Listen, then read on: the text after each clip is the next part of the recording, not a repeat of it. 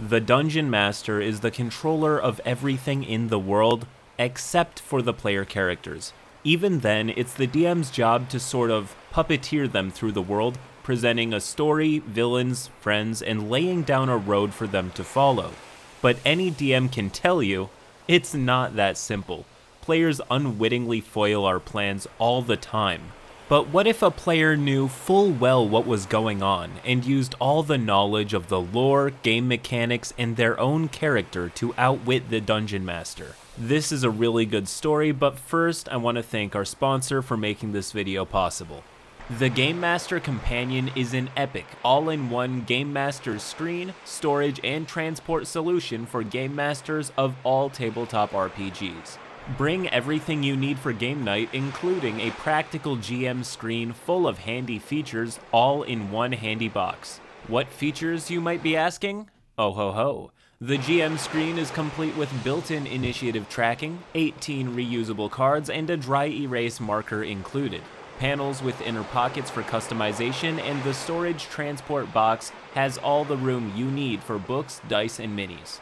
But don't tune out just yet, players. The Player Companion offers something for you. With an accessory box and dice tray, clear overlay, and included dry erase makes tracking hit points easy. Room for miniatures, pens, and dice, and space for RPG books or the Spell Codex, a cool spellbook to bring into your games.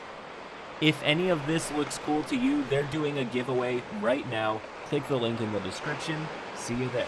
Anyways, roll post. I'm the DM for a game with 5 players. It's a campaign setting that I homebrewed, standard high fantasy with a few extras thrown in that aren't really relevant to this story. We're 2.5 years in, and they're at level 10. There are 5 players, but the Cleric and Bardlock are our main characters today. The last session we had, the players were about to fight the ex-patron of the Bardlock. It's the end of an awesome roleplay journey for both him and the Cleric.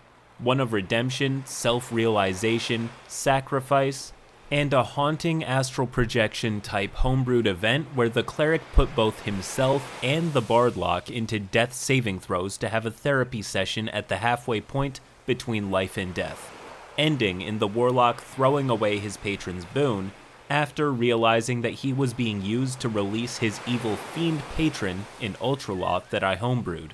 The lead up to the encounter is that after some other events that happened, the Bardlock had gotten to the end of his rope. He confronted the group about everything he had been put through, basically looking for a reason to stay in the party. The player was not unhappy. This was just the logical choice for his character. I love my player's RP. He didn't get what he wanted and left. In a side session we had, we found out all the details of his ex-patron and decided to lead a planar crossing spec ops group into the Shadowfell to try and stop him from being released. Cleric manages to track him down before going and gives him a big "your problems are our problems and we fix them together" speech, and the whole group is together now. Cut to the final encounter in the Shadowfell, and in this marathon 6-hour fight, the group plays out of their minds.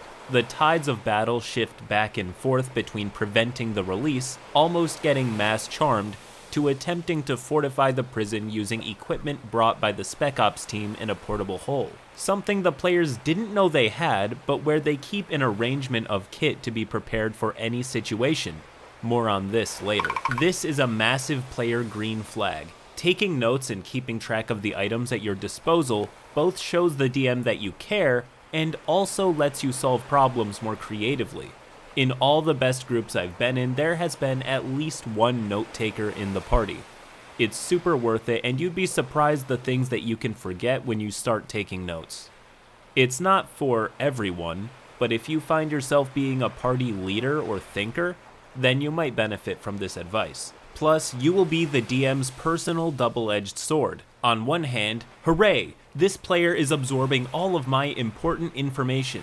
On the other hand, oh no, this player can use all of this information. Anyways, roll post.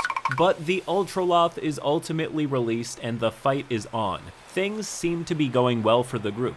Big hits are being dealt both ways, but when the Ultraloth does a homebrewed mechanic of draining the soul of a weakened Spec Ops NPC, and healing itself with a sizable chunk of HP. The flavor around this patron was using captured souls as a source of power. The mood shifts. With HP getting low and spell slots diminishing, the Wizard Spec Ops member sends a message to the Cleric saying that they have a powerful banishment scroll in their portable hole. It's their Hail Mary play. My idea behind this being to create a scenario in which they try and wear down his legendary resistances, get time to open the hole, grab the scroll, and buff up with inspiration and advantages to a final epic ride or die moment trying to banish the fiend.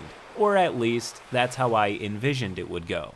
The Cleric, holding the portable hole behind his back, walks up face to face with the Ultraloth, staring him down. He looks back at the Bardlock. Become the better man I know you can be. Pulls out the group's bag of holding and shoves the portable hole into it. Note on mechanics for those who don't know. These storage items are small pocket dimensions. If you put one inside the other, they basically collapse in on themselves and pull everything within a 10-foot radius on a one-way trip to the Astral Sea. The Cleric and the Ultraloth vanish through a crack in reality. The group is stunned. My mind is blown. We end the session there. I give the remaining players a milestone level up, and we all head home to process the loss. But Cleric and I know it's not over. They didn't die. They were just sent to another dimension. We reconvene the next day for a short, personal one-shot. I narrate the turbulent trip as they're both thrown into the neon dream that is the Astral Sea. They recover from the experience and stare each other down for their final confrontation. Roll initiative. Cleric wins. I cast banishment on myself. My jaw drops. Game mechanics break number 2. When you cast banishment on a creature, if they are native to that plane, they are incapacitated on a harmless demiplane.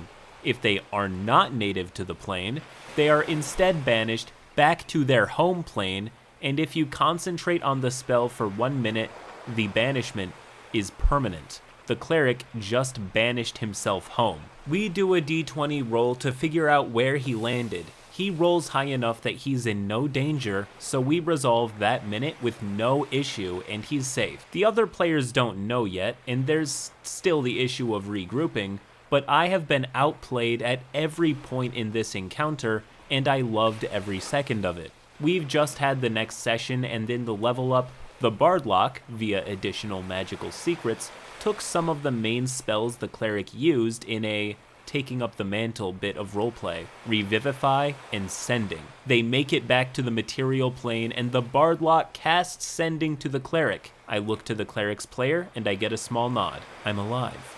I'm home. The Cleric is native to the Beastlands, so he's lost somewhere in that dense forest, and I just got my next story arc. Some knowledgeable viewers may have noticed one big thing that just happened. The biggest issue I see with this is the fiend isn't actually dead, and it isn't that difficult, relatively, to escape the Astral Sea. Definitely good plays, but they really just kick the can down the road. OP says, oh, I have plans. There are 2 lessons to be learned from this. One is for players, but the first is for DMs. First, the DM did not stop the party. There are times when you can and should stop the players from doing something particularly stupid or wrong, but in this case, the DM saw the party doing something that vastly deviated from his plans, but instead of immediately halting them and forcing them down his funnel of how the game should be played, he let the players transform it into a newer and better story. The party may not know that the bad guy will be back, but in the meantime, they need to get their Cleric. Number 2, that Cleric saw what was happening and was paying attention. Instead of just taking his turn and biding his time, the Cleric had a plan based on their backstory and equipment.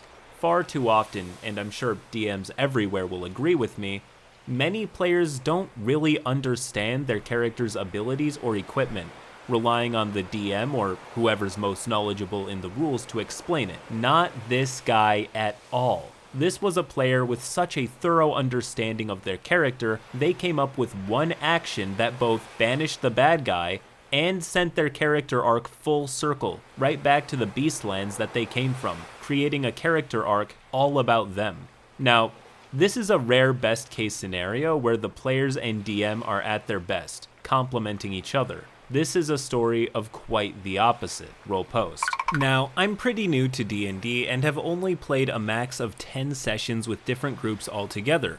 2 other people, the forever DM and my best friend, including me, have bounced from group to group with none really working out because of IRL issues. This instance, however, was because of both in real life and in-game issues. It was the second friend group we tried to play with. DM's worker, Elle, her husband Varric, and their longtime friend Russ. They all had a love of Star Wars and decided to start a Star Wars-based homebrew campaign. I wasn't totally a fan of it, but I had a basic knowledge of it and watched a couple movies when I was younger.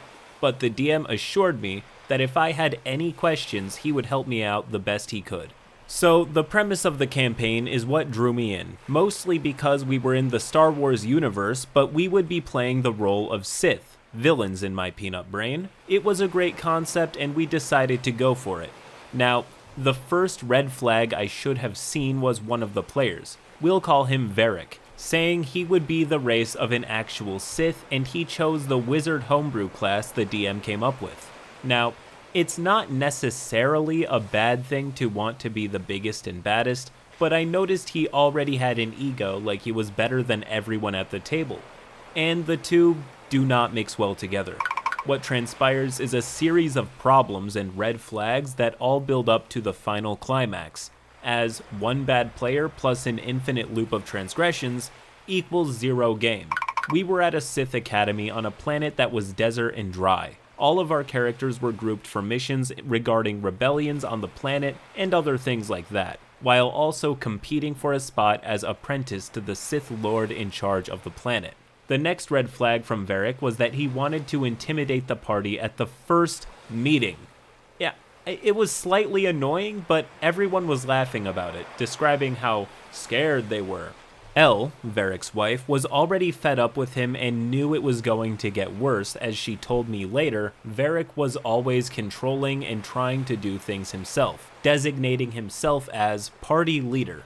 Which I already thought was ironic when in real life he was the most introverted out of all of us. My character, a crazy orphan girl who was driven to insanity by the constant harassment of the universe, challenged Varric a lot and they would argue about what the next best thing would be. Varric would think about himself and my character would think about the party, as it turned out to be an accidental rivalry. I guess I was also doing those things because he would constantly harass my best friend's character, a Yoda race that was always overbearing and eccentric, and would call her character dumb and an annoyance. Horror story aside, as it will get much worse, this actually sounds like it would be a really well-told story about a group of apprentice Sith, where there can be infighting with conflicting motivations and ambitions as some party members want to surpass others, but with one uniting mission. The reason this may sound like a good idea is because it works and has been done in stories for as long as the unexpected allies trope has existed. Now, as much as I think it works as a trope, party infighting is a lot harder to do successfully as a tabletop group. It's a high-risk, high-reward maneuver that can make or break your player experience. So I would only recommend it to groups that know each other well and have anti-fragile friendships and want to take their storytelling to the next level. Unfortunately, this is going to take all of the above and make it worse. Varric would always pick fights with members of the party, as well as the DM sometimes when he would try and cheat and give himself extra damage dice, or even give himself extra spells and feats. We never got past second level, mind you. A couple of sessions later, we were on a different planet on assignment to hunt down Jedi that broke from their code. We fondly called him Glowstick Kid, because all of the information we got was that someone saw a green glowing stick in a dark alley with a cloaked figure. Varric was not amused. We were constantly giving out nicknames as a funny gag, and we made Varric's V-Rock. He did not like this because it made his character seem, quote, uncool and totally takes him out of the story. Another annoying thing is that we couldn't have any fun around him as players. Our mission led us to an underground community which was run by a gang that was related to the NPC that stuck with us because he was a pilot. His mother was the leader of the gang and wanted him to join us, but we made a bargain with her that we'll provide her with slaves if he keeps being our pilot and stays with the party. She agreed and let us go scot-free. Now, she let us have a grace period of 3 months before we started the slave trade, but Varric did not want to wait. I told him that we need to wait because we needed to build a storage area in our ship where we could keep said slaves, and that if we give her slaves early, then she will think we'll automatically be ready to give her the 11 slaves that she requires every month. He, of course, ignored this and sent her 9 slaves as what he described as a sign of good faith, which was received with a message of exactly what I said was going to happen. Shocker. But it was even more infuriating that he was shocked about it. We kept on our mission and eventually defeated Glowstick Kid, which DM later told us he did not plan for us to do, which he laughed about. While we were in combat, I managed to tame a saber, and I named him Cosmo. Varric, of course, wanted to kill him since he was a part of the sabers that attacked us, but I managed to convince him that Cosmo would not cause trouble. I lied, of course, but I didn't know that until later. Then we were sent to the other side of the planet, because there was another sighting of a Jedi we encountered in an earlier session, so we packed up our ship and made way to fly there. The DM telling us it would take a couple hours to do so. We were all role-playing, Elle's character sitting next to the NPC in the cockpit, pressing buttons that made animal sounds because her character liked shiny things, and things that made funny noises. So the NPC made her own control panel. The noises unfortunately caught the attention of Cosmo, who I goaded into finding the animal that made the sound. The DM rolled a check to see if Cosmo was smart enough to know it was not a real animal, and rolled a natural 1. Then, all hell breaks loose. Cosmo flung himself into the cockpit and mashed the controls, making the ship break down mid-flight. The NPC who was piloting had told everyone to hang tight and that we might have a bumpy landing. He also had forced everyone out of the cockpit and closed the sliding door, which was a part of the ship as a whole so he could concentrate. Everyone was doing dexterity checks to stay up, and Varric has an idea to open the door because Elle is worried about the pilot. So what he does is he asks if his character can force pull the door. The DM looks at him and asks, "Are you sure you want to do that?" For those who don't know, "Are you sure you want to do this?" is DM code for absolutely under no circumstances should you do this. If you hear your DM say those 8 magic words, you need to run in the opposite direction screaming. We are about to see what happens when you do not heed these words. And I immediately knew that I should have said something to stop Varric from doing it, but he went with it anyways, saying he was just going to open the door. How wrong he was. As soon as he force-pulled the door, the whole ship went straight into the ground, crash-landing everyone. The situation was gruesome as our NPC pilot almost died because of the crash. Varric immediately blamed me and Cosmo for the crash and tried to kill the saber right then and there. Elle cut in and blamed him for crashing the ship, and Varric started shouting at the DM. The DM told him that the door was a part of the ship, and with his 24 spell attack, he force-pulled the entire ship. The DM told me later that he was trying to make a character arc for Varric with his powers becoming unstable, and that was the reason the ship crashed. You see, at this point, I'm really not sure who dropped the ball. Obviously, Varric is the instigator, but the DM may have had a hand in this. He says that he told OP later that he was trying to make a character arc out of unstable power, but does Varric know that? He's reacting as if he does not. If this is the first instance of it, and Varric did not know that was the play, then I would say the DM mishandled the situation. This obviously does not justify Varric being Varric about it, but miscommunication is a breeding ground for misunderstanding. However, obviously, even though we don't get the full context, it's reasonable to assume the DM and Varric spoke beforehand. If the DM said, "Hey Varric, sometimes your powers will go out of control. Try not to do anything too risky," just for Varric to look at that and go, okay, great, I'm gonna do a high-risk maneuver now. Then yeah, obviously the DM was completely justified and even charitable for saying the 8 magic words. Anyways, the end approaches. We prematurely ended that night's session, and for days after, the DM and Varric were constantly arguing back and forth until the friend group broke up and the campaign ended for good. This is my worst D&D experience so far, and I hope it stays that way. It's been a year since this happened, and we haven't kept in contact with them at all. Some part of me always blamed myself because I realized I was only fueling the fire by challenging Varric in character, and how I basically started the whole disaster. And I always joked about how we couldn't get past a couple sessions with our previous groups because I was there causing problems, when my friends assured me that was not the case. Now, we've gone through another campaign with another set of friends that is broken up temporarily because of outside issues, and the DM decided to just do a by-the-book campaign with me, him, and my best friend. We're all really excited about it, and we hope it will last for more than 4 sessions. Every DM and player should work on their game etiquette, but some people desperately need to work on it. From game knowledge to paying attention to just being a good friend, there is a lot of stuff to work with. So before scuttling over to your next video, maybe take a second to ask yourself how you fit in your group and what you could be doing to be a better player and teammate. There is no perfect, and that's a good thing. Your best days are still ahead of you, and as always, till next time.